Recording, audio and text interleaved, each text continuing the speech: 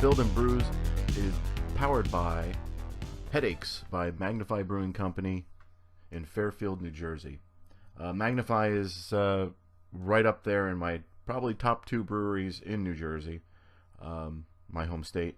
So this is a double IPA that picked up 2 weekends ago.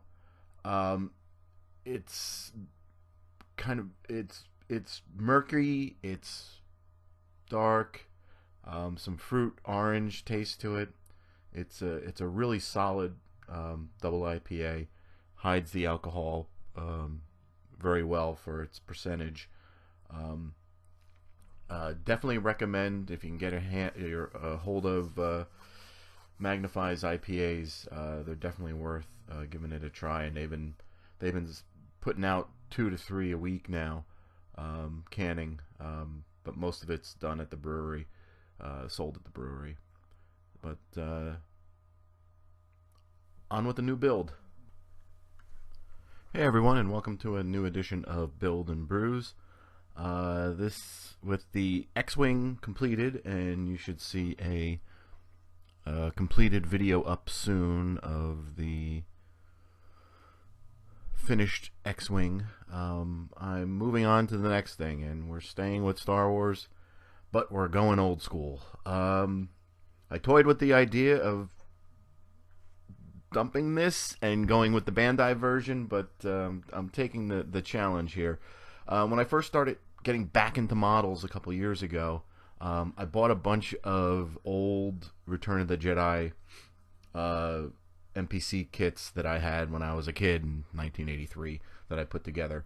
You know, and as a 10-year-old, my tastes weren't as discerning as they were now. So, you know, my nostalgia bought a few of these kits, and hell or high water, I'm going to try to make them look good. So, you know, these are notorious, as I'm finding out, for fit and finish, and nothing lines up, and the scales are a little off, and they're not the most detailed kits. And, you know, after doing my first Bandai kit, which was the X-Wing, and seeing the care that they take in that, a little, you know, off-put on this one. But there's going to be a lot of sanding, a lot of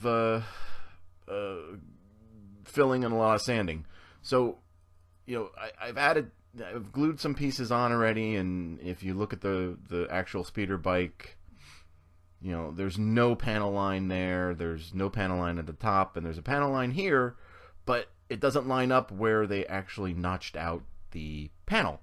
So I'm going to have to fill it and then kind of cut in a new panel line for it to work right. And, you know, these don't fit right. You can see how high that is. That needs to be sanded down. There's a giant lip there. That all needs to be sanded. Any holes filled. So that's the body.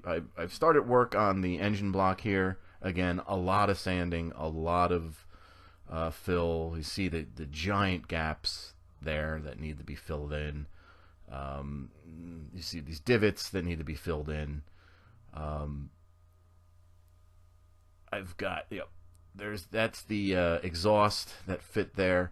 I started drilling out the exhausts in there, so it gives it depth. So it's just not just a peg. It looks like an exhaust. So I've got to drill those out.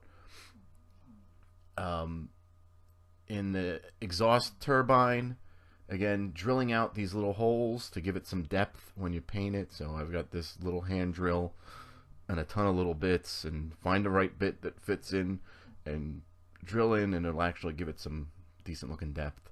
On these exhaust or turbo or engine parts, I have no idea what they would be, but gluing them together, putting a lot of glue on and kind of mushing them together so you get some of the plastic to melt and sand.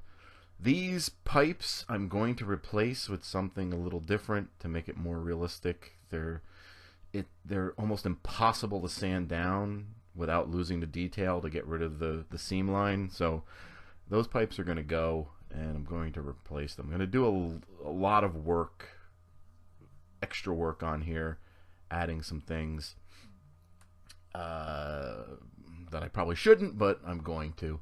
Like this, these are like the rear wheelie bars. They're supposed to be round. They're a little oblong, and I'm going to play with getting a piece of metal and replacing that and putting 4 little round pieces on and see if I can recreate that to make it look good, and I can replace it. So that's going to be some trial and error on that. And then I've got the piece de resistance, the terribly molded speeder bike rider.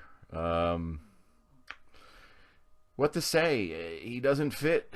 There's giant gaps.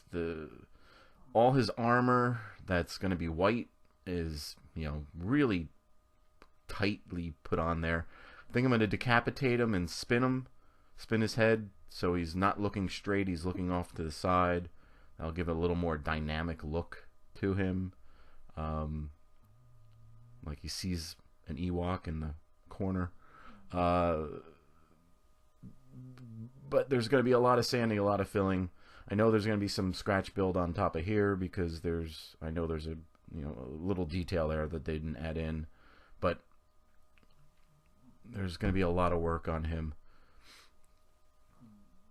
So I know there's a lot of work ahead in store for me.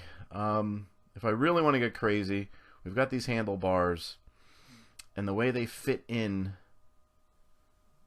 is they're really raised, and the actual speeder bike, it's not that raised. It doesn't look like a separate piece. It's just where the handlebar fits into the body, and I'm thinking of cutting the handlebar off and gluing in the piece that fits into the body and then sanding it down so it's smooth. Same thing with the front area. We've got the brake line, probably a brake and throttle line. It's way too in the front. It should be much closer, like over here. So I'm probably going to fill in that hole and do some different brake lines. This piece here, there isn't that kind of gap in the actual speeder bike.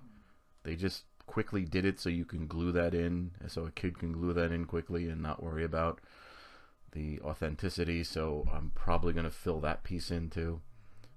I know I'm getting way too in the weeds with this, but if I'm going to do it, I'm going to try to do it right. So this is my first, your first look into what my next project is, and hopefully we can turn this old school '83 kit into something that's pretty neat to display.